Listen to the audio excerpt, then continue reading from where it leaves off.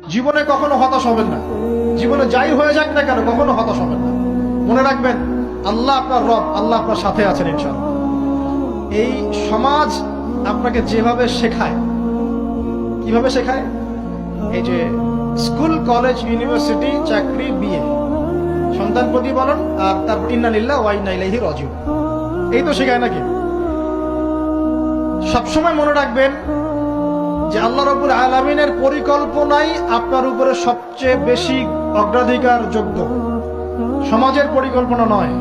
পরিবার আপনাকে চাপ দিচ্ছে, চাকরি পাস না, পড়াশোনা করিস না, হ্যাঁ পড়াশোনায় কেন তুই 80 নাম্বার পাইলি না, কেন চান্স পেলি না, কবে চাকরি পাবি, কবে আমাদেরকে দেখবি, খাওয়াবি, পড়াবি, এই যে চাপগুলো চারপাশ থেকে আসে কিনা, এতে করে অনেক যুবক দেখা যায় মাদকাসক্ত হয়, অনেকে দেখা যায় আত্মহত্যা করছে ইদানিং, করছে কিনা ভাই?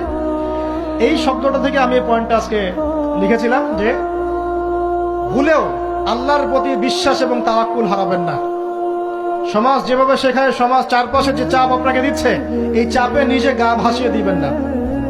আপনি আল্লাহর কাছে দোয়া করবেন, আল্লাহর কাছে পথ চেয়ে নিবেন এবং আল্লাহর প্রতি তাওয়াক্কুল ভরসা করবেন, কখনো আত্মহত্যার পথ বেছে নিবেন।